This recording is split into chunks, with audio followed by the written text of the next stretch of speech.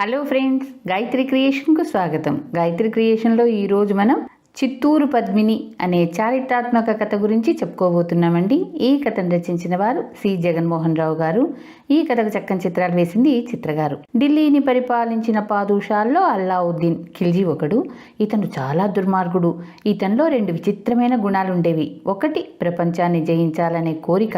రెండవది, అద్భుత సౌందర్యవతులందరూ తన భార్యలు కావాలనే కోరిక. అల్లావుద్దీన్ రాజపుత్ర రాజ్యాలను జయించే ఆలోచనలో ఉన్న సమయంలో అతనికి పద్మిని సౌందర్యం గురించి తెలియవచ్చింది. వెంటనే అతనికి ఆమెను తీసుకురావాలనే కోరిక కూడా కలిగింది. మేవారు రాజ్యానికి చిత్తూరు రాజధాని. మేవార్కు రాజైన లుకుస్మి పసివాడు కావటం చేత ఆ కుర్రవాడికి మారుగా అతని పినతండ్రి భీమసింగ్ రాజ్యం నిర్వహిస్తూ వచ్చాడు. పద్మిని భీమసింగ్ భార్య. ఆమె జన్మస్థానం సింహళ దేశం. అందంలో పద్మినికి సాటి వచ్చే స్త్రీ ఆ కాలంలో మరొకరు లేరు. తాను రెండవ అలెగ్జాండర్ అని చెప్పుకునే అల్లావుద్దీన్ పద్మిని తన పరాక్రమంతో గెలవ నిశ్చయించి తన సైన్యాలను చిత్తూరు దుర్గంపైకి నడిపాడు. ఈ దుర్గం కొండపై ఉంది. దాన్ని గెలవటం సులభ సాధ్యం కాదు. అల్లావుద్దీన్ సేనలు కొండ చుట్టుముట్టారు. కానీ చిత్తూరు దుర్గాన్ని జయించలేకపోయారు. రాజపుత్రులు అభిమానధనులు. వారు తమ ఆత్మగౌరవాన్ని దక్కించుకోవటానికి ప్రాణాలను కూడా అవలీలగా బలిచేస్తారు. చిత్తూరు దుర్గాన్ని వారు అత్యంత శౌర్య సాహసాలతో సంరక్షించుకున్నారు. రాత్రి పగలు అన్న విచక్షణ లేకుండా అల్లావుద్దీన్ తన సైన్యాలను చిత్తూరు దుర్గంపైకి పంపినప్పుడల్లా ఆ సైనికులు రాజపుత్రుల చేతుల్లో నాశనం కావటం తప్ప మరొక ఫలితం లేకపోయింది. అల్లావుద్దీన్కు నిరుత్సాహం పట్టుకుంది. పద్మిని నిజంగా సౌందర్యవతి అవునో కాదో కూడా తెలియకుండా అతను తన సైన్యాలను ఆమె కోసం ఆహుతి చేస్తున్నాడు. హాయిగా ఢిల్లీలో అనేక మంది సౌందర్యవతులైన భార్యలుండగా తనకిదేం గ్రహచారం అనుకున్నాడు. అల్లావుద్దీన్ చిత్తూరు ముట్టడి చాలించి తిరిగిపోయే స్థితిలో ఉండగా భీమ్సింగ్ సంధి రాయబారం పంపాడు. అల్లావుద్దీన్ ముట్టడి చాలించి వెళ్ళిపోయినట్లయితే బోలెడంత బంగారం ఇస్తానన్నాడు. చిత్తూరు ప్రజలు ముట్టడి మూలాన పడుతున్న అగచాట్లు చూడలేక వారికి తిండి కూడా లేకపోవటం గమనించి భీమ్సింగ్ ఈ సంధి రాయబారం పంపాడు. కానీ ఈ మాట వినగానే అల్లావుద్దీన్ పద్మిని కాజేయకుండా తిరిగిపోకూడదనుకున్నాడు. అతను రాయబారులతో, ప్రపంచంలో పద్మిని మించిన సౌందర్యవతి లేదంటారు. ఆమెను ఒక్కసారి చూడనిచ్చినట్లయితే నేను సంధికి ఒప్పుకుంటున్నాను. ఈ విషయం భీమ్సింగ్తో చెప్పు అని అతను రాయబారితో అన్నాడు. ఈ మాట వినేసరికి చిత్తూరులోని రాజపుత్రుల రక్తం ఉడికిపోయింది. కానీ ప్రజల సుఖం కోరి వారు అల్లావుద్దీన్ కోరిక నెరవేర్చ నిశ్చయించారు. రేపు నువ్వు ఒంటరిగా ఎట్టి ఆయుధాలు లేకుండా చిత్తూరు దుర్గానికి వచ్చినట్లయితే నీ కోరిక నెరవేరగలదు అని వారు అల్లావుద్దీన్కు జవాబు పంపారు. రాజపుత్రులు ఆడిన మాట తప్పరని అల్లావుద్దీన్కు బాగా తెలుసు. అందుచేత అతను ఒంటరిగా నిరాయుధుడై చిత్తూరు దుర్గానికి బయలుదేరాడు. కానీ అతని మనసులో ఒక నీచమైన ఆలోచన ఉంది. మోసంతో పద్మిని కాజేయటానికి అతను ముందుగానే పథకం వేశాడు. కాపలా వాళ్ళు పాదుషాని లోపలికి సగౌరవంగా రానిచ్చారు. భీమ్సింగ్ ఆయనకు స్వాగతం ఇచ్చాడు. చక్కగా అలంకరించబడిన దర్బారు భవనంలోకి అల్లావుద్దీన్ ప్రవేశించి అక్కడ పద్మిని చూశాడు.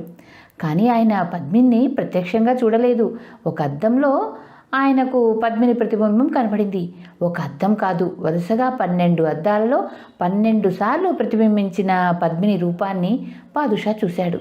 అయినప్పటికీ పద్మిని నిజంగా జగన్మోహిని అని ఆయనకు తెలిసిపోయింది. చిట్ట చివరకు అల్లావుద్దీన్ కళ్ళు పక్కకు తిరిగాయి. ఆయన వెళ్ళిపోవడానికి బయలుదేరాడు. భీమ్సింగ్ ఆయనకు సాగనంపడానికి వెంట వెళ్ళాడు. అవమానంతో ఏడుస్తున్న పద్మిని అంతఃపుర స్త్రీలు ఓదార్చారు. అల్లావుద్దీన్ కొండ దిగి వచ్చేటప్పుడు భీమ్సింగ్ వద్ద పద్మిని సౌందర్యాన్ని తెగ పొగిడాడు. ధర్మానికి కట్టుబడని వాడైతే భీమ్సింగ్ ఆ నీచుణ్ణి సులువుగా గొంతు పిసికి చంపి ఉండును.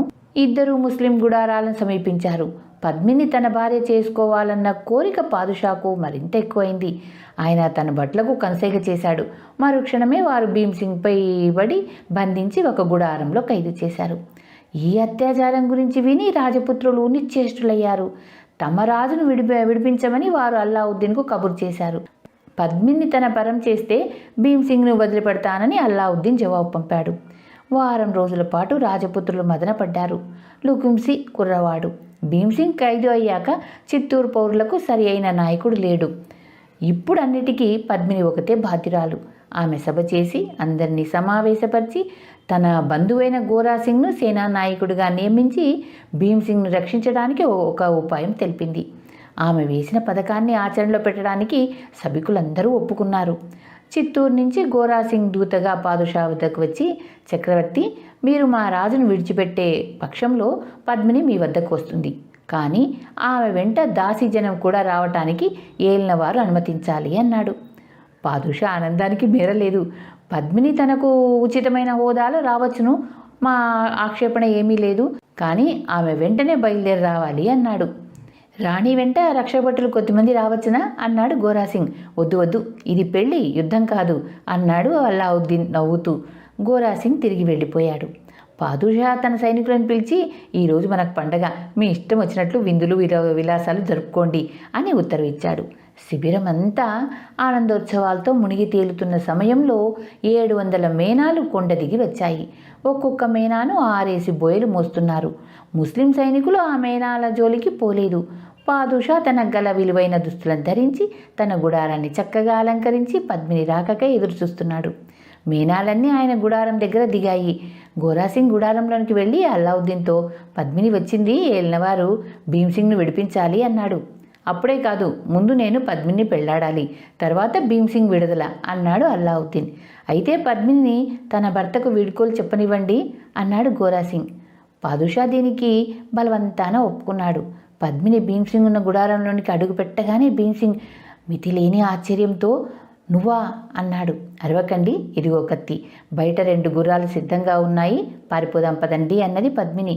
పహారా వాళ్ళు మోసం తెలుసుకునే లోపుగా భీమ్సింగ్ పద్మిని గుడారం బయటకు వచ్చి గుర్రాలెక్కి చిత్తూరు మార్గం పట్టి పారిపోసాగారు.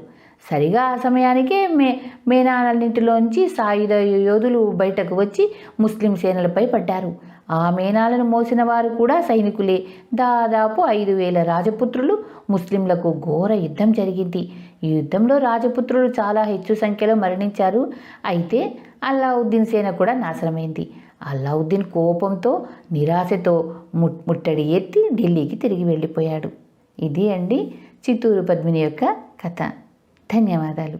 చివరిగా మీకో మాట, నా ఛానల్లోని కథలు మరియు వంటలు మీకు నచ్చినట్టయితే ఓ లైక్ చేయండి.